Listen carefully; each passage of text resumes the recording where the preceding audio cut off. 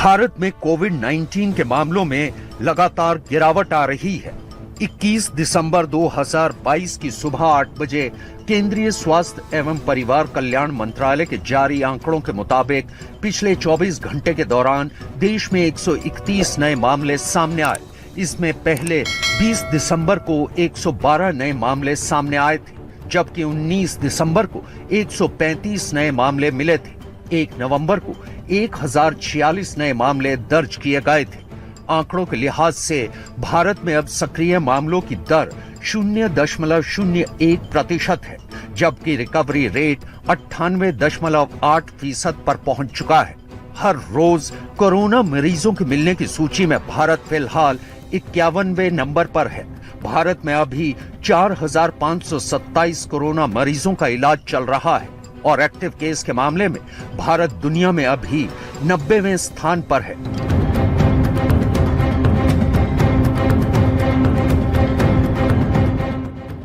कभी जो है नेचुरल इन्फेक्शन को प्रोपगेट होने नहीं दिया। वहां कभी अभी टोटल नंबर आप केसेस देख लीजिए तो 10 लाख नहीं पहुंचे हैं आज की डेट तक पिछले 3 साल में, जबकि पहला केस भी चाइना से रिपोर्ट हुआ था, वुहान से, जो है दिसंबर 2019 में।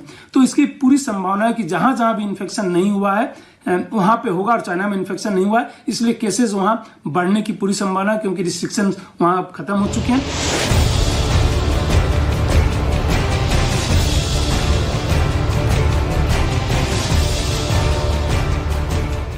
चीन समेत दुनिया के कई देशों में कोरोना के बढ़ते मामलों को देखते हुए भारत में भी केंद्रीय स्वास्थ्य मंत्री मनसुख मांडविया ने एक उच्च स्तरीय बैठक की और लोगों से एहतियात बरतने की अपील की।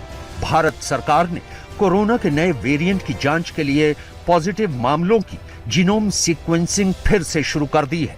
केंद्र सरकार के आदेश के बाद पुणे और मुंबई में जीनोम सीक्वेंसिंग के लिए पॉजिटिव सैंपलों को जुटाया जा रहा है। इसके अलावा इंदिरा गांधी अंतर्राष्ट्रीय हवाई अड्डे पर एक बार फिर से रैंडम जांच शुरू की जाएगी। कोरोना प्रभावित देशों से आ रहे लोगों की अनिवार्य रूप से जांच की जाएगी और अगर किसी में लक्षण पाए जाते हैं तो उसे क्वारंटीन कर दिया जाएगा। वीक ऑफ प्रिकॉशन डोज जो है वो मैंडेटेड है, गाइडेड है, और उसको आप लीजिए।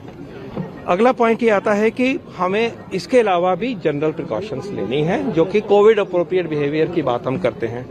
उसकी एडवाइजरी अभी भी हम क्या कहते हैं कि अगर हम क्राउडेड प्लेस में हैं, चाहे बाहर, जैसे मैं अब क्राउडिंग में आ गया हूं, तो मुझे मास्क लगाना है।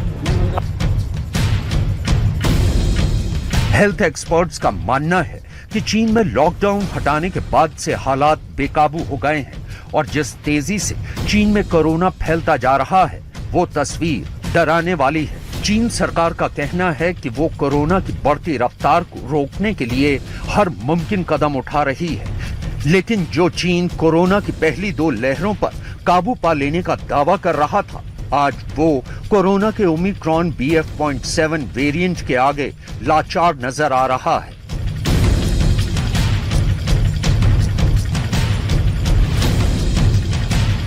चीन में कोरोना लोगों की जान ले रहा है। ये खतरा भारत पहुंचे उससे पहले ही केंद्र सरकार ने उसकी वेव को रोकने के इंतजाम पुख्ता करने शुरू कर दिए हैं।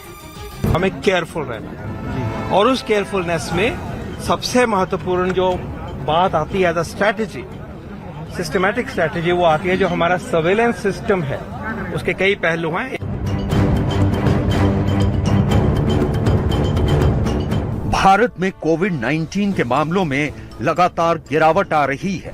21 दिसंबर 2022 की सुबह 8 बजे केंद्रीय स्वास्थ्य एवं परिवार कल्याण मंत्रालय के जारी आंकड़ों के मुताबिक पिछले 24 घंटे के दौरान देश में 131 नए मामले सामने आए। इसमें पहले 20 दिसंबर को 112 नए मामले सामने आए थे, जबकि 19 दिसंबर को 135 नए मामले मिले थे। 1 नवंबर को 1046 नए मामले दर्ज किए गए थे। आंकड़ों के लिहाज से भारत में अब सक्रिय मामलों की दर 0.01% है, जबकि रिकवरी रेट 98.8% पर पहुंच चुका है। हर रोज कोरोना मरीजों के मिलने की सूची में भारत फिलहाल 51वें नंबर पर है। भारत में अभी 4,527 कोरोना मरीजों का इलाज चल रहा है और एक्टिव केस के मामले में भारत दुनिया में अभी 90वें स्थान पर है।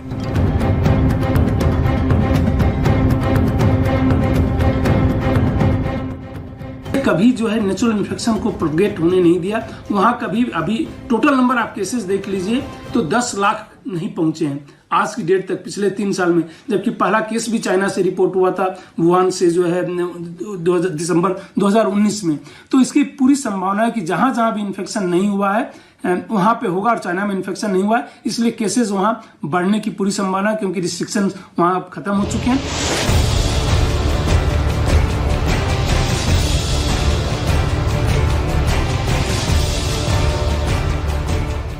चीन समेत दुनिया के कई देशों में कोरोना के बढ़ते मामलों को देखते हुए भारत में भी केंद्रीय स्वास्थ्य मंत्री मनसुख मांडविया ने एक उच्च स्तरीय बैठक की और लोगों से एहतियात बरतने की अपील की। भारत सरकार ने कोरोना के नए वेरिएंट की जांच के लिए पॉजिटिव मामलों की जीनोम सीक्वेंसिंग फिर से शुरू कर दी है। केंद्र सरकार के आदेश के बाद पुणे और मुंबई में जीनोम सीक्वेंसिंग के लिए पॉजिटिव सैंपलों को जुटाया जा रहा है। इसके अलावा इंदिरा गांधी अंतर्राष्ट्रीय हवाई अड्डे पर एक बार फिर से रैंडम जांच शुरू की जाएगी।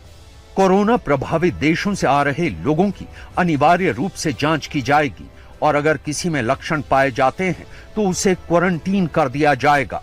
वीक ऑफ प्रिकॉशन डोज जो है वो मैंडेटेड है, गाइडेड है और उसको आप लीजिए।